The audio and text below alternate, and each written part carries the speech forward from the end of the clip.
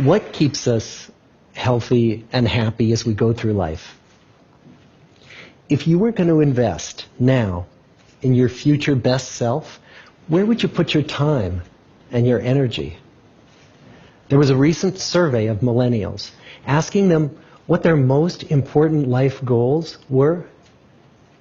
And over 80% said that a major life goal for them was to get rich. And another 50% of those same young adults said that another major life goal was to become famous. And we're constantly told to lean into work, to push harder and achieve more. We're given the impression that these are the things that we need to go after in order to have a good life. Pictures of entire lives, of the choices that people make and how those choices work out for them, those pictures are almost impossible to get. Most of what we know about human life, we know from asking people to remember the past. And as we know, hindsight is anything but 20/20. We forget vast amounts of what happens to us in life, and sometimes memory is downright creative. But what if we could watch entire lives as they unfold through time? What if we could study people from the time that they were teenagers all the way into old age to see what really keeps people happy and healthy? We did that.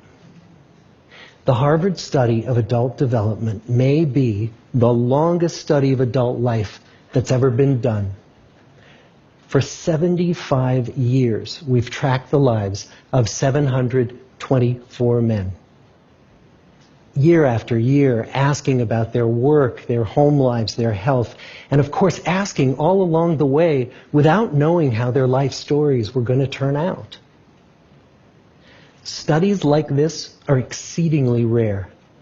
Almost all projects of this kind fall apart within a decade because too many people drop out of the study, or funding for the research dries up, or the researchers get distracted, or they die, and nobody moves the ball further down the field.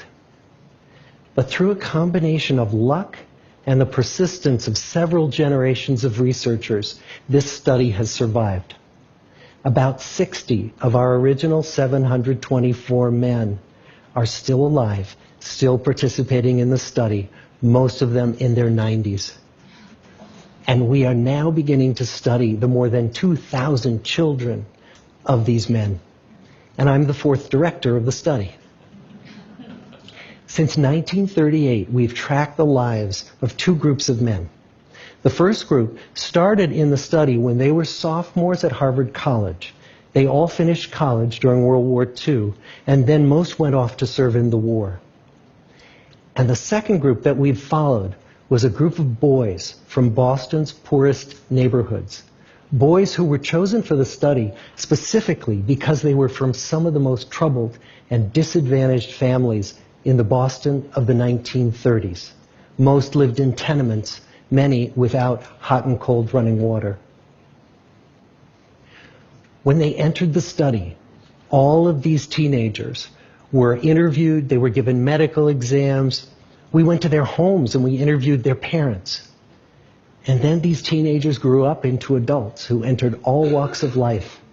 They became factory workers and lawyers and bricklayers and doctors, one president of the United States.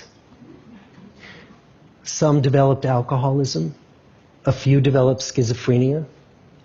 Some climbed the social ladder from the bottom all the way to the very top. And some made that journey in the opposite direction. The founders of this study would never in their wildest dreams have imagined that I would be standing here today, 75 years later, telling you that the study still continues. Every 2 years, our patient and dedicated research staff calls up our men and asks them if we can send them yet one more set of questions about their lives. Many of the inner city Boston men ask us, "Why do you keep wanting to study me? My life just isn't that interesting." The Harvard men never asked that question.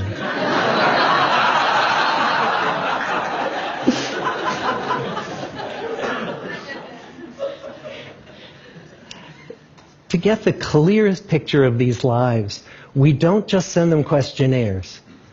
We interview them in their living rooms. We get their medical records from their doctors. We draw their blood. We scan their brains. We talk to their children. We videotape them talking with their wives about their deepest concerns. And when about a decade ago we finally asked the wives if they would join us as members of the study, many of the women said, "You know, it's about time." So what have we learned? What are the lessons that come from the tens of thousands of pages of information that we've generated on these lives? Well, the lessons aren't about wealth or fame or working harder and harder. The clearest message that we get from this 75-year study is this: good relationships keep us happier and healthier. Period. We've learned 3 big lessons about relationships. The first is that social connections are really good for us and that loneliness kills. It turns out that people who are more socially connected to family, to friends, to community are happier, they're physically healthier, and they live longer than people who are less well connected. And the experience of loneliness turns out to be toxic. People who are more isolated than they want to be from others find that they are less happy, their health declines earlier in midlife, their brain functioning declines sooner, and they live shorter lives than people who are not lonely. And the sad fact is that at any given time, more than 1 in 5 Americans will report that they're lonely. And we know that you can be lonely in a crowd and you can be lonely in a marriage. So the second big lesson that we learned is that it's not just the number of friends you have, and it's not whether or not you're in a committed relationship, but it's the quality of your close relationships that matters. It turns out that living in the midst of conflict is really bad for our health. High conflict marriages, for example, without much affection, turn out to be very bad for our health, perhaps worse than getting divorced. And living in the midst of good, warm relationships is protective. Once we had followed our men all the way into their 80s, we wanted to look back at them at midlife and to see if we could predict who was going to grow into a happy, healthy octogenarian and who wasn't. And when we gathered together everything we knew about them at age 50, it wasn't their middle-aged cholesterol levels that predicted how they were going to grow old. It was how satisfied they were in their relationships. The people who were the most satisfied in their relationships at age 50 were the healthiest at age 80. And good, close relationships seem to buffer us from some of the slings and arrows of getting old. Our most happily partnered men and women reported in their 80s that on the days when they had more physical pain, their moods stayed just as happy. But the people who were in unhappy relationships, on the days when they reported more physical pain, it was magnified by more emotional pain. And the third big lesson that we learn about relationships and our health is that good relationships don't just protect our bodies, they protect our brains.